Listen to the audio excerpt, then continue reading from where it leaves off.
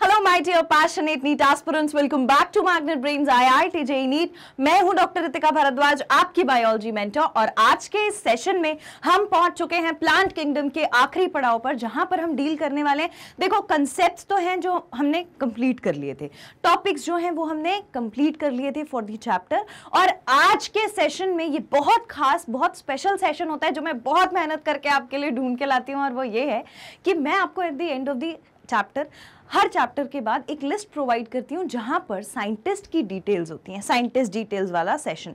Scientist की detail से मतलब है कि जितने भी चैप्टर के अंदर जो भी साइंटिस्ट इन्वॉल्व थे, उनका जो भी कंट्रीब्यूशन था और जिस ईयर में था, वो सारी चीजें हम एक लिस्ट के फॉर्म में पढ़ लेते हैं, क्योंकि डायरेक्ट क्वेश्चन कभी कभी साइंटिस्ट के नेम्स का भी आ जाता है। तो हमारे पास कितना अच्छा हो कि एक फाइनली लिस्ट हो, हमें बीच में चैप्टर में से ढूंढना ना पड़े और कुछ लिख लिख के याद ना रखना पड़े, पूरी एक लिस्ट हमारे पास है। तो आज का वो सेशन जो है यही है कि जहां पर हम डील करने वाले हैं प्लांट किंगडम चैप्टर से रिलेटेड सारे साइंटिस्ट, उनके सारे जो कंट्रीब्यूशंस हैं और जिस ईयर में उन्होंने दिए हैं उस सब से। तो आइए सेशन को स्टार्ट करते हैं। और उससे पहले मैं आपको बता देती हूं कि Magnet Brains IIT JEE NEET के चैनल पर आपके लिए ये जो आपका नीट का कोर्स है, ये completely free of cost available है। और ना कि सिर्फ नीट का कोर्स, जो स्टूडेंट्स आईआईटी जेईई के हैं उन्हें भी आपको बताना चाहिए कि उनका भी course completely free of cost available है। एक चैप्टर पढ़ने के बाद, कुछ वीडियोस देखने के बाद, या 2 चैप्टर्स पढ़ने के बाद, 5-6 वीडियोस देखने के बाद भी आपको कोई पेड सब्सक्रिप्शन नहीं लेना है, कोई फीस पे नहीं करनी है। आप बहुत आराम से अपनी प्रिपरेशन कर सकते हैं। और ऐसा वैसा नहीं, क्वालिटी कंटेंट और बेस्ट टीचर्स के साथ। कहां पर? Magnet Brains IIT JEE NEET के चैनल पर। इसी चीज के साथ हम आज का अपना सेशन स्टार्ट करते हैं, जहां हम डिस्कस करेंगे साइंटिस्ट डिटेल्स से। ठीक है, अब इससे मैं चालू करूं, आपको पता होना चाहिए पहले हमारा नीट का कोर्स मॉड्यूल क्या है। You should be aware of it. तो हमारा नीट का कोर्स मॉड्यूल कुछ ऐसा है कि सबसे पहले हम फोकस करते हैं टॉपिक वाइज एक्सप्लेनेशन पर। हर चैप्टर के हर एक टॉपिक को उठाकर उसका एक्सप्लेनेशन आपके लिए आपके सामने होता है। एकदम ट्रांसपेरेंसी होनी चाहिए टॉपिक को लेकर के। तो जो हम क्रिएट करते हैं कहां पर? टॉपिक वाइज एक्सप्लेनेशन के सेशंस में। आगे बढ़ते हैं तो हमारे पास है डेली प्रैक्टिस प्रॉब्लम का पीडीएफ। डेली प्रैक्टिस प्रॉब्लम का पीडीएफ आपको सेशन के डिस्क्रिप्शन में एक लिंक होती है, वहां से डाउनलोड करना होता है। और आप में से कई स्टूडेंट्स, जैसे कि युग, जैसे कि शायद श्रेया, वो वर्चुअल ग्रुप में अपने ये डीपीपीज शेयर करते हैं, उन्हें सॉल्व करते हैं, डीपीपीज के सॉल्यूशंस लगाते हैं। और कभी कभी क्वेश्चन सॉल्व करने के बाद बहुत से स्टूडेंट्स होते हैं जिनसे सारे क्वेश्चंस बन जाते हैं, और कुछ ऐसे भी हैं जिनसे कुछ क्वेश्चंस नहीं बन पाते। बट ठीक है ना, हार जीत तो लगी रहती है। तो अब समझ लो कि इस वाले डीपीपी में हमारे कुछ कम नंबर आ गए, हम थोड़ा सा हार गए, अगली वाली में जीत जाएंगे। लेकिन क्या जरूरी है? उस डेली प्रैक्टिस प्रॉब्लम का सोल्यूशन वीडियो देखना। तो ये जो डेली प्रैक्टिस प्रॉब्लम है, इसका आपको मिलता है सोल्यूशन वीडियो। वहां पर आप जाकर अपने आप को इवैल्यूएट कर सकते हैं, कौन से क्वेश्चन सही हैं, कौन से क्वेश्चन गलत है, सही है तो क्यों सही है, गलत है तो क्यों गलत है। Followed by the chapter wise multiple choice questions. At the end of the chapter ढेर सारे हम मल्टीपल चॉइस क्वेश्चंस को सॉल्व करते हैं, जिससे हमारी अंडरस्टैंडिंग बन जाती है कि कौन सा कंसेप्ट किस फॉर्म में, किस क्वेश्चन के रूप में हमसे एग्जाम में पूछा जा सकता है। Followed by list of name of scientist details, years and there contribution after each chapter, जो कि हमारा आज का सेशन भी है। आज के सेशन में हम यही डील करने वाले हैं, जहां पर हमें एक पूरी लिस्ट मिल जाएगी और उसे हमें रखना है याद। Followed by previous year question के वीडियोस। जो भी पिछले सालों में नीट के एग्जाम में, आपके मेडिकल एंट्रेंस के एग्जाम में क्वेश्चंस आ चुके हैं, उन क्वेश्चंस को लेकर हम सॉल्व करते हैं। तो हमें पता चल जाता है कि कौन से कंसेप्ट कहां से, किस एक लाइन से भी पूछा गया क्वेश्चन है। ठीक है, तो this is also very important session. फिर आता है डाउट सॉल्विंग सेशन, जहां आप मुझे अपने डाउट्स भेजते हो, मैं आपको उसका सोल्यूशन देती हूँ। Followed by weekly test paper and then we go with the guidance session. अब ये जो गाइडेंस सेशन है, ये बहुत इंपॉर्टेंट सेशन है। क्यों? क्योंकि गाइडेंस सेशन में आपको पता चलता है कि जिस चीज की आप प्रिपरेशन कर रहे हो एक्चुअली में वो है क्या, आपके पेपर का पैटर्न क्या है, कितने मार्क्स के क्वेश्चंस होंगे, सही आंसर पे कितने मार्क्स मिलेंगे, गलत आंसर पे कितने मार्क्स कटेंगे, और क्या कंट्रोवर्सी क्वेश्चन पेपर में हो सकती है। सारी चीजें, कितने मार्क्स हम अचीव करने का टारगेट रख सकते हैं और उस टारगेट से कौन से कॉलेज में जा सकते हैं, ये सारी इंफॉर्मेशन आपको गाइडेंस सेशन में मिलती है। Then we go with the stress management. अब भाई स्ट्रेस मैनेजमेंट क्यों जरूरी है? आप मेडिकल की प्रिपरेशन करने वाले स्टूडेंट हो और उनके पास बहुत सारी चीजें होती हैं ऐसी जो क्या करती हैं, असमंजस में डाल देती हैं, समझ नहीं आता है क्या सही है क्या गलत है, क्या करें अब क्या नहीं करें। हो सकता है स्कूल में एक पहला यूनिट टेस्ट देने के बाद ऐसा लगे यार मेरी तो कोई तैयारी नहीं है, मैं कैसे उस चीज़ को, कैसे उस एग्ज़ाम को पास आउट करूँगा या करूँगी। पर ठीक है, कोई बात नहीं, उसमें और इसमें बहुत अंतर है, बहुत डिफरेंस है। वहाँ पर पूरे सिलेबस में से क्वेश्चन पूछा जाएगा, यहाँ पर हो सकता है एक आध टॉपिक में से पूछा हो जो अभी तक आपने ना पढ़ा हो, आगे जाकर आप पढ़ने वाले हो। So I hope this is very clear to each and every student कि हमारा एम क्लियर होना चाहिए, रास्ते अपने आप बन जाएंगे। सारी चीज़ों से आपको हम सब कुछ बताते रहेंगे, राइट। ये मैंने कैसे कर दिया यार, ये मैंने कैसे कर दिया, अपने आप कर दिया, ओह फाइन, ओके। सो उसको हम उसके बारे में डिस्कस करते रहेंगे, followed by the official notification. जो भी नोटिफिकेशन हमारे कहाँ पर मिलते हैं, एनटीए में नोटिफिकेशन देता है, हम कभी कभी जाकर नहीं देख पाते, वो सारी चीज़ें हम यहाँ गाइडेंस सेशन में कवर कर लेते हैं।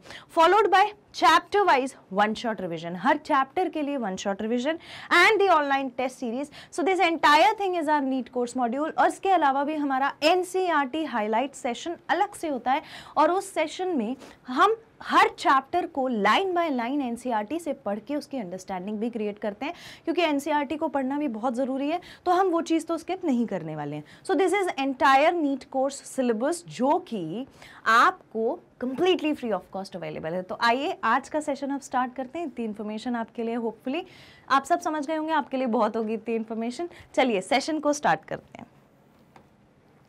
So, the first scientist that we have is Sir Carolus Linnaeus. पहले साइंटिस्ट हैं कार्लस लीनियस।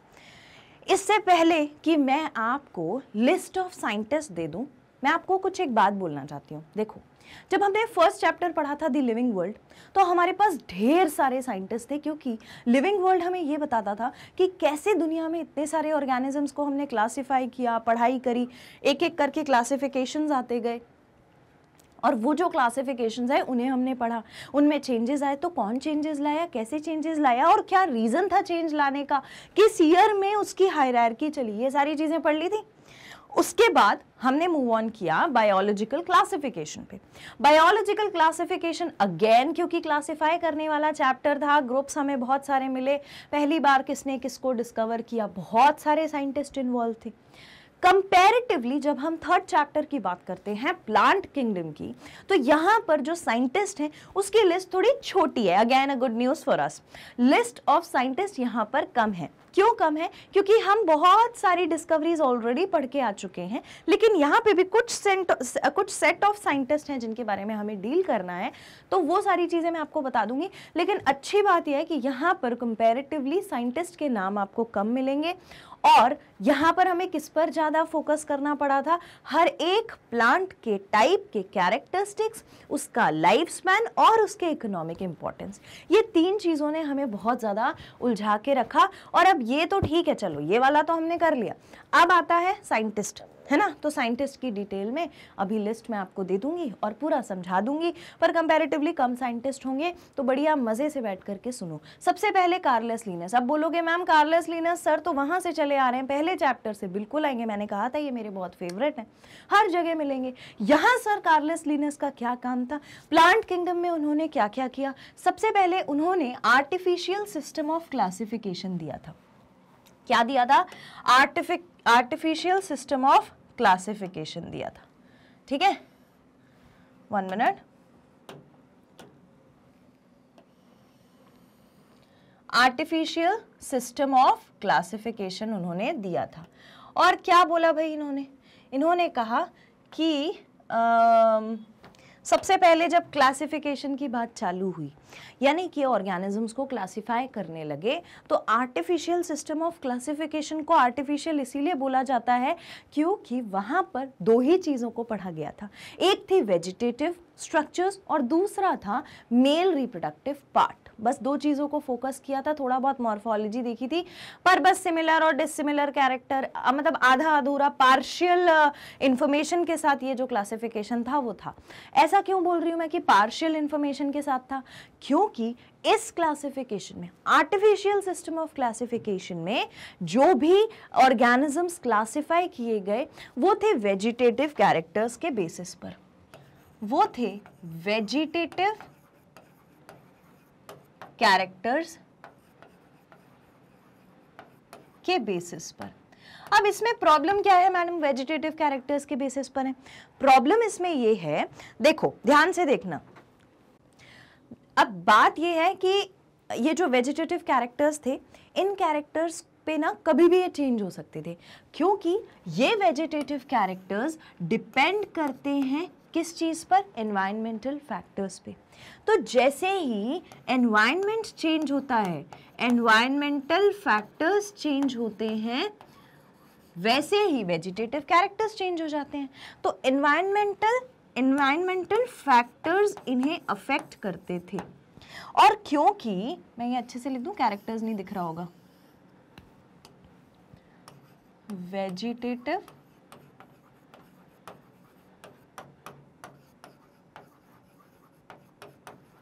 कैरेक्टर्स,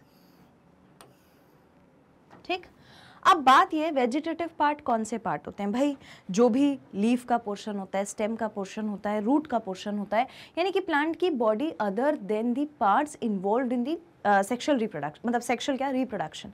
चाहे वो मेल रिप्रोडक्टिव पार्ट हो, चाहे वो फीमेल रिप्रोडक्टिव पार्ट हो, इनको छोड़ दो तो इसके अलावा वेजिटेटिव पार्ट आपको मिल जाता है। पर उसमें एनवायरमेंटल फैक्टर की वजह से चेंजेस आते हैं, तो आप उसे कंसिडर करके क्लासिफिकेशन नहीं कर सकते।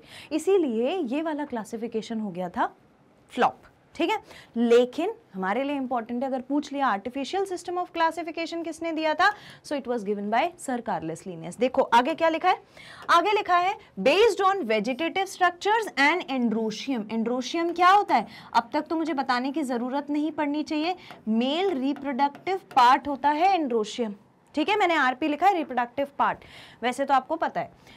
Which was discarded as vegetative characters are easily affected by environment। इसे डिस्कार्ड कर दिया गया था क्योंकि हमारे environmental factors जो हैं वो बहुत अफेक्ट कर देते थे, तो हमारे वेजिटेटिव कैरेक्टर्स चेंज हो जाते थे। नेक्स्ट इन्होंने क्या किया? He gave the term algae.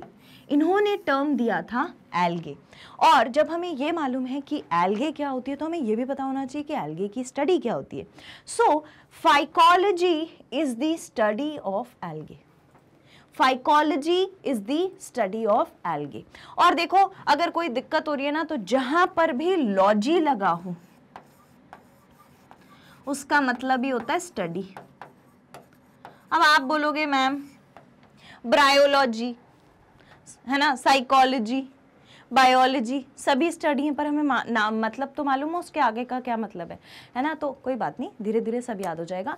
Phycology is the study of, phycology is the study of the algae, alright. और एल्गे टर्म सबसे पहले किसने दिया था? सर लिनस ने।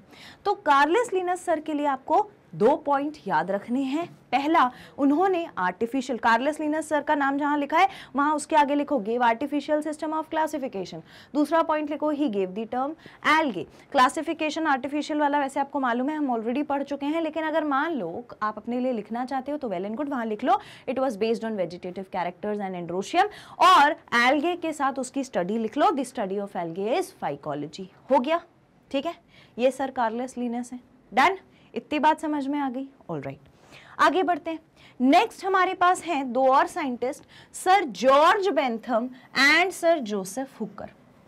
अब ये जो है ये बहुत जाने माने हमारे नोन लोग हैं। ये सर जॉर्ज बेंथम है और ये सर हुकर, ठीक है।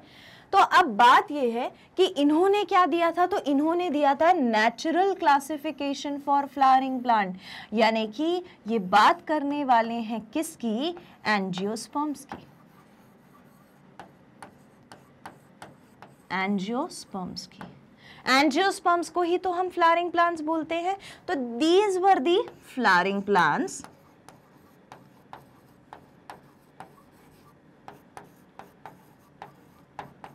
जो कि कौन है? हमारे एंजियोस्पर्म्स, ठीक है। तो एंजियोस्पर्म्स के बारे में जो क्लासिफिकेशन दिया था वो सर जॉर्ज बेंथम और हुकर ने दिया था, ठीक है। किसने दिया था? सर जॉर्ज बेंथम और हुकर ने।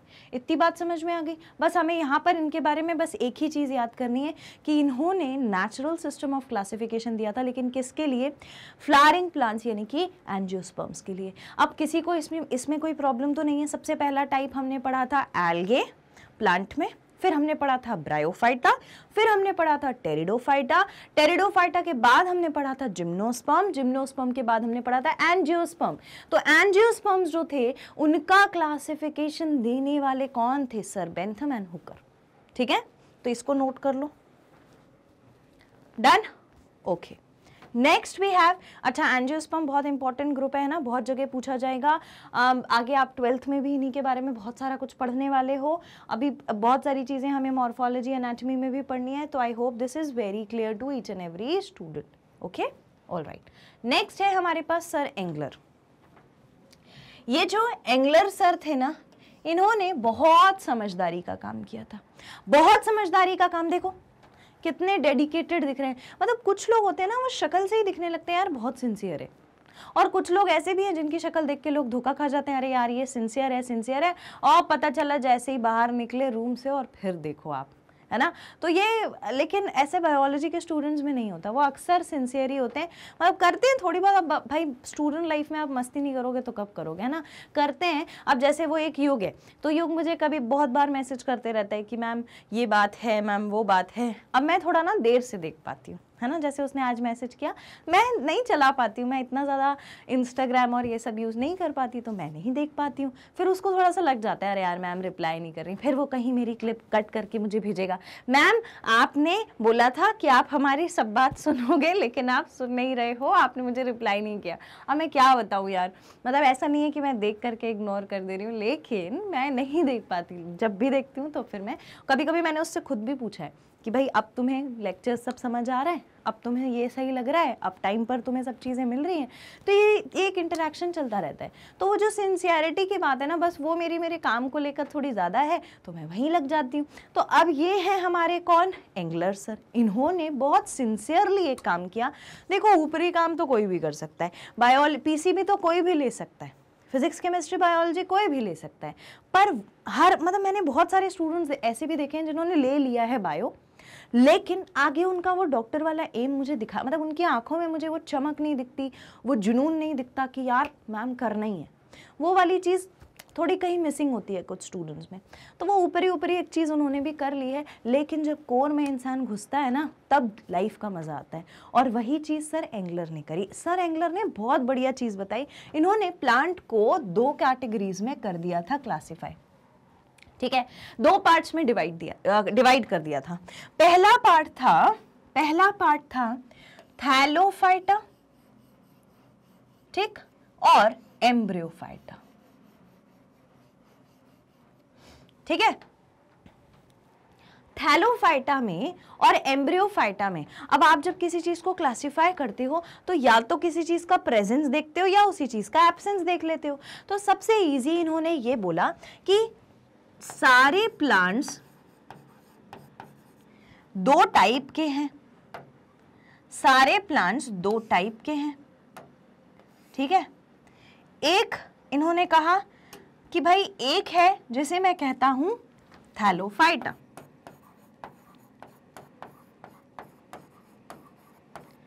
दूसरा है जिसे हम कहते हैं एम्ब्रियोफाइटा।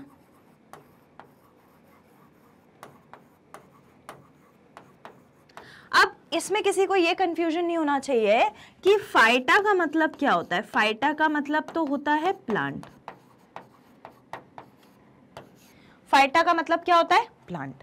अब बचा थैलो और embryo. Thallo is for thallus, thallus like body, undifferentiated mass of cell, जहां पर सिर्फ मास ऑफ सेल दिख रहा है, डिफरेंशिएशन कुछ स्ट्रक्चर का समझ में नहीं आ रहा, ऐसी बॉडी में एम्ब्रियो भी नहीं बनेगा। तो यहां पर formation of embryo was absent. Embryo formation absent. ठीक है, एम्ब्रियोफाइटा में obviously embryo will be present, so the zygote give rise to multicellular embryo over here. Embryo is present. इतनी बात समझ में आ गई। तो हमने इन दोनों ग्रुप्स को देख लिया। प्लांट्स को हमने डिवाइड कर दिया 2 और ग्रुप में, और वो 2 और ग्रुप क्या थे? 2 और ग्रुप थे Thallophyta and Embryophyta, Thallophyta and Embryophyta. ठीक है, अब इसमें किसी को कोई दिक्कत नहीं है ना, किसी को भी कोई दिक्कत नहीं होगी इसमें। अब मैंने ऐसे क्यों लिखा, लाइन बाय लाइन क्यों नहीं लिखा? ऐसे लिखोगे ना अपनी कॉपी में तो ज्यादा याद रहेगा। अब थैलोफाइटा के पास एग्जाम्पल पे अगर हम जाएंगे तो हमारे पास बैक्टीरिया है, एल्गे है, फंजाई है, तो वो सारे हमारे थैलोफाइटा है, और बाकी जितने भी बच गए वो सब क्या हो गए, एम्ब्रियोफाइटा हो गए। ठीक है, तो ये वाली बात किसने बताई थी? This was told by sir Engler, sir Engler. ठीक है, नोट कर लो, वर्ड को तोड़ना याद रखो, फाइटा मतलब क्या होता है, note it down. Done, okay. Next we have sir R H. Whittaker, फिर से आ गए।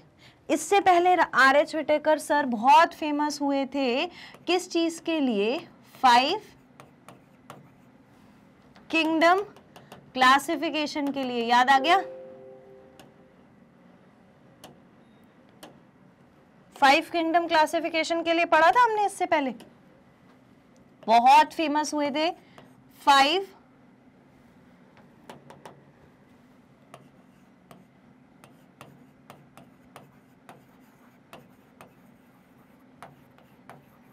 किंगडम क्लासिफिकेशन के लिए, है ना? फटाफट से एक बार रिवाइज कर ले, क्या था 5 किंगडम क्लासिफिकेशन, कौन कौन से किंगडम थे? इट वॉज मोनेरा, प्रोटेस्टा, इसी तरीके से याद रखना है, Monera, Protista, fungi, Plantae, animalia.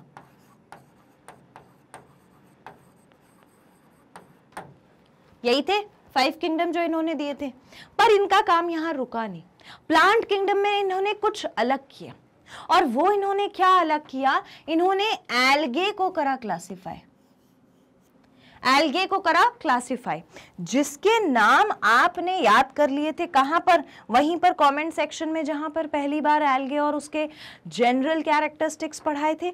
तो मैंने वहां पर ही बता दिया था कि भाई नाम याद करने पड़ेंगे, red algae, brown algae and green algae.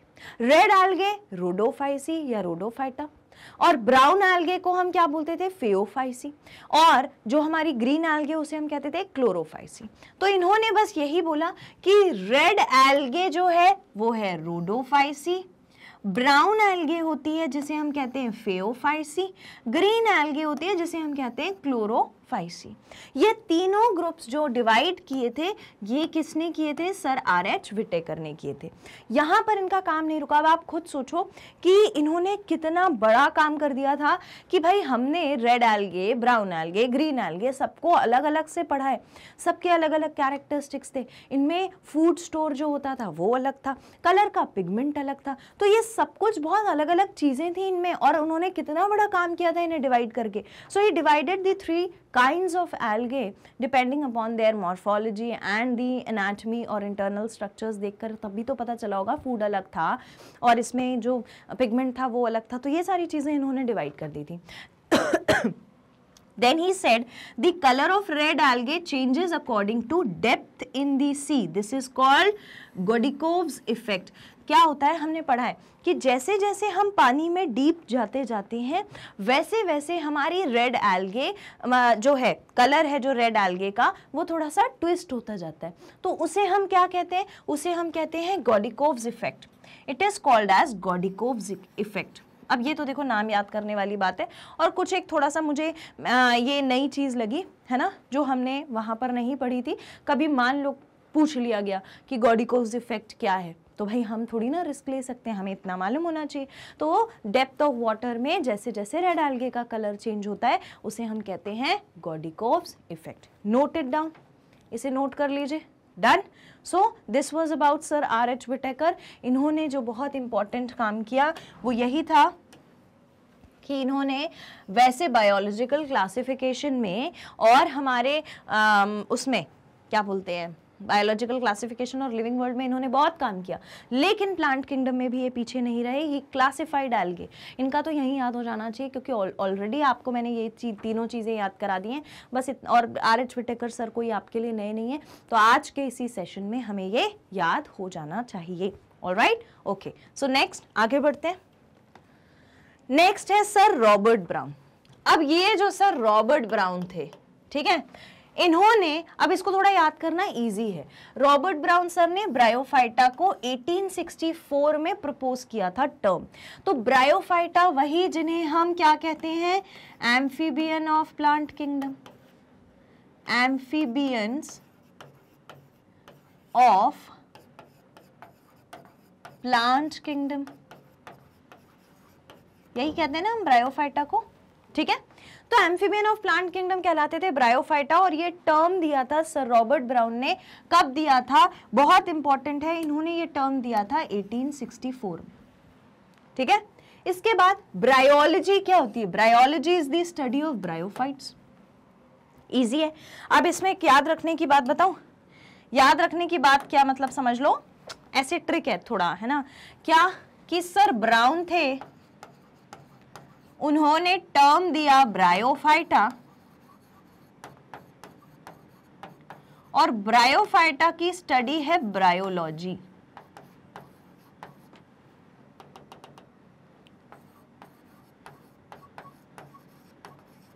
ठीक है, B R B R B R तीनों में, है ना, इसको नहीं भूलना। नेक्स्ट आए प्रोफेसर शिवराम कश्यप। बहुत बड़ा नाम है प्रोफेसर शिवराम कश्यप, बॉटैनिस्ट थे। सर प्रोफेसर शिवराम कश्यप जो थे वो बॉटैनिस्ट थे, यानी कि स्पेशलिस्ट जो प्लांट की स्टडी में थे, और इन्हें कहा जाता है father of Indian bryology, father of Indian bryology, boom, है ना, इंडियन ब्रायोलॉजी के फादर, यानी कि इंडियन ब्रायोफाइटा की जो स्टडी है उसके फादर बोला जाता था। क्यों? क्योंकि ऑब्वियसली इन्होंने बहुत सारा काम किया था ब्रायोफाइट्स के लिए, और बहुत सारा काम किया था, बहुत सारा कंट्रीब्यूशन है, बहुत सारी रिसर्च करी, बहुत सारे कैरेक्टर्स बताए, तो इसीलिए इन्हें कहा जाता है फादर ऑफ इंडियन ब्रायोलॉजी, ये है, ठीक है। और इसके बाद ये वाला नाम जो है ना, ये बहुत इंपॉर्टेंट है, ये पूछा जा सकता है ना, इसको बहुत इंपॉर्टेंट मार्क कर लेना, it is very important, note it down, note करिए इसको, कर लिया, okay. Next we have sir Haeckel. Sir Haeckel आए तो उन्होंने कॉइन किया टर्म टेरिडोफाइटा, ठीक है। अब आप इसे ऐसे भी याद रख सकते हो कि ब्रायोफाइटा, टेरिडोफाइटा, जिम्नोस्पर्म, एंजियोस्पर्म करके भी आप याद रख सकते हो किसने क्या दिया, और वरना साइंटिस्ट के से याद रखो तो ज़्यादा अच्छा है। हैकल सर का नाम भी आपके लिए कोई नया नहीं है। सर हैकल ने टेरिडोफाइटा टर्म कॉइन किया था, यानी कि नाम दिया था टेरिडोफाइटा का, ठीक है। और टेरिडोफाइट्स की जो स्टडी होती है उसे हम कहते हैं टेरिडोलॉजी। टेरिडोफाइटोलॉजी कोई नहीं बोलेगा, क्या है, टेरिडोलॉजी है। What is it? Pteridology, bryology, phycology, pteridology, तीन स्टडी हमने समझ ली। Phycology study of algae, bryology study of bryophytes, and pteridology is the study of pteridophytes, ठीक है। तो ये हो गई सर हैकल की बात, ठीक है, छोटा सा है, मैंने बोला था इस पे थोड़ा बहुत ज्यादा वो दिक्कत नहीं आएगी, कमी है। Then we go with the Theophrastus sir, again वही सब जाने पहचाने लोग, उसी फील्ड में बहुत सारा काम करते चले गए, तो हमारे लिए तो अच्छा ही है ना, हम 3 चैप्टर में से कहीं ना कहीं हमारे साइंटिस्ट का नाम जो है वो मैच हो ही जाता है, तो हमें याद रखने में इजी हो जाएगा। तो देखो सर थियोफेस्ट्रस थे जिन्होंने टर्म दिया था जिम्नोस्पर्म्स। जिम्नोस्पर्म्स टर्म इन्होंने दिया था। जिम्नोस्पर्म्स की जो स्टडी होती है उसको कहते हैं जिम्नोस्पर्मोलॉजी। क्या कहते हैं, जिम्नोस्पर्मोलॉजी। अब इतनी बात तो चलो याद हो जाएगी। अब मैं आपको एक और, आप ऐसे भी याद कर सकते हो कि स्टडी ऑफ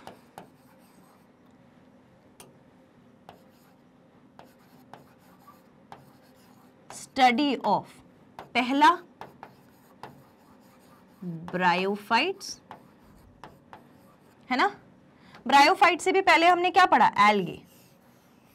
ब्रायोफाइट से पहले भी हमने क्या पढ़ा, एल्गे। एल्गे के बाद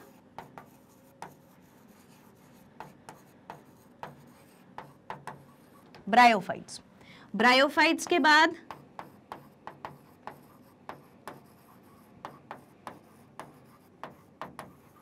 टेरिडोफाइट्स, ठीक है। टेरिडोफाइट्स के बाद जिम्नोस्पर्म्स।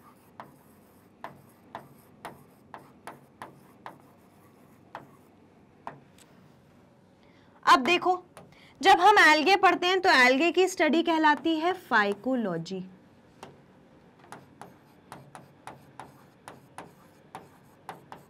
क्या कहलाती है? फाइकोलॉजी।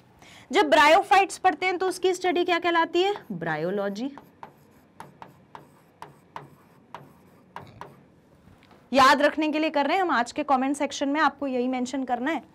टेरिडोफाइट्स की स्टडी कहलाती है टेरिडोलॉजी।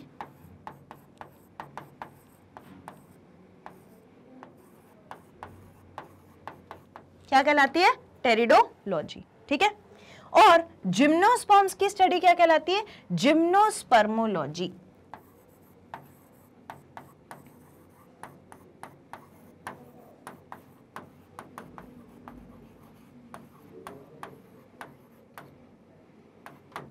ठीक, तो ये हमारी स्टडीज है जो आज के सेशन में हमने सीखी। और साइंटिस्ट के नाम तो भाई हमें मालूम ही है, ठीक है। साइंटिस्ट के नाम हमें मालूम ही है। फाइकोलॉजी, अभी बोलो, अभी याद होगा। Phycology, bryology. अब बोलोगे मैम ब्रायोलॉजी तो मुझे याद हो ही गया है ना, ब्रायोलॉजी तो मुझे याद हो ही गया है, ठीक है। तो ये हमारे पास है bryology. Then we have pteridology, ठीक है। देखो मुझसे भी फाइटो लग जाता है ना, इसीलिए मैं बोल रही हूँ कि ऐसा काम हमें नहीं करना है। टेरिडोलॉजी। इसके बाद we have gymnospermology. What do we have? Gymnospermology. तो ये वाली बात किसी को कोई दिक्कत तो नहीं आएगी, जिम्नोस्पर्मोलॉजी भी हम याद रख लेंगे। ये 3 स्टडी हमने आज के सेशन में सीखी है जो हमारे लिए बहुत इंपॉर्टेंट है, जो हमें याद रखनी है कि किसकी स्टडी क्या कहलाती है, ठीक है। The study of what is called what, ठीक। तो थ्रियोफेस्ट्रस सर हो गए, इतनी बात समझ में आ गई। चलो ओके, तो यहाँ पर हमारी लिस्ट खत्म हो गई। एक बार हम रिवाइज कर लेते हैं कौन कौन से नाम हमने पढ़े। सबसे पहले sir Carlos Linus, Carlos Linnaeus sir के बाद George Bentham sir and Hooker sir, इसके बाद एंगलर सर, इसके कार्लेस लिनस और Bentham and Hooker 2 different scientist हैं, ठीक है। बेंथम एंड हुकर सर दोनों अलग अलग, कार्लेस लिनस अलग अलग। तो Carolus Linnaeus, Bentham and Hooker, Carolus Linnaeus, sir Bentham, sir Hooker, sir Engler, Engler sir के बाद R H. Whittaker 5। Then we have Robert Brown and professor Shiv Ram Kashyap, बहुत बड़ा नाम है हमारे लिए, ठीक है। तो we have 7 now and the 8th one is sir Haeckel, 9th one is sir Theophrastus. Total in all इस प्लांट किंगडम चैप्टर में हमें कितने साइंटिस्ट पढ़ने हैं? सो वी हैव 9 साइंटिस्ट जिनके बारे में हमने पढ़ा है। और स्टडी हमने देखी है 4 टाइप की, स्टडी हमने देखी है 4 टाइप की। ऑलराइट, नोट कर लो इसको। कर लिया? गुड। अब फाइनली ये चैप्टर थियोरेटिकली हो गया खत्म। अब बारी है बहुत सारे क्वेश्चन सॉल्व करने की। तो आपको ये सारे सेशंस एक बार रिवाइज कर लेने हैं इससे पहले कि हम क्वेश्चन सॉल्व करें। आज और कल 2 दिन में खूब अच्छे से इस चैप्टर को रिवाइज कर लो और परसों से हम क्वेश्चंस फिर से इसके बहुत सारे क्वेश्चंस करना, सॉल्व करना चालू करेंगे, ठीक है। आपको ये कहाँ पर रिवाइज करना है? आप जाओ हमारी ऑफिशियल वेबसाइट पर। ऑफिशियल वेबसाइट कौन सी है? इट इज दी, आपको टाइप करना है www.magnetbrains.com। जैसे ही आप ये टाइप करेंगे तो आपके सामने इस तरीके का पेज ओपन होगा जहां पर ऑप्शन होगा एक्सप्लोर टॉप कोर्सेज का। उसमें जाकर के नीट को सिलेक्ट करिए। जैसे ही आप नीट सिलेक्ट करेंगे तो इस टाइप का आपको एक विंडो दिखेगा जहां पर आपको नीट बायोलॉजी दिखने लगेगा और ऑप्शन होगा वॉच नाउ का, तो वॉच नाउ क्लिक करिए। इस तरीके का डिस्क्रिप्टिव पेज ओपन होगा। यहाँ पूरा डिस्क्रिप्शन दिया है आपकी नीट बायोलॉजी का और यहाँ पर लिखा होगा वॉच ऑल वीडियोस। यहाँ सीक्वेंस में सारे वीडियोस मिल जाएंगे। देखो पहले ऑल अबाउट नीट एग्जामिनेशन, आपको पहले पता होना चाहिए ना नीट एग्जामिनेशन क्या है, वो पूरी इन्फॉर्मेशन है, खुद मैंने दी है। इसके बाद लिविंग वर्ल्ड के बारे में, उसके बाद बायोलॉजिकल क्लासिफिकेशन और फिर प्लांट किंगडम। तो सब सबके लेक्चर्स बारी बारी से अपलोडेड है, तो जो भी लेक्चर्स आप देखना चाहते हैं उस पर क्लिक करिए।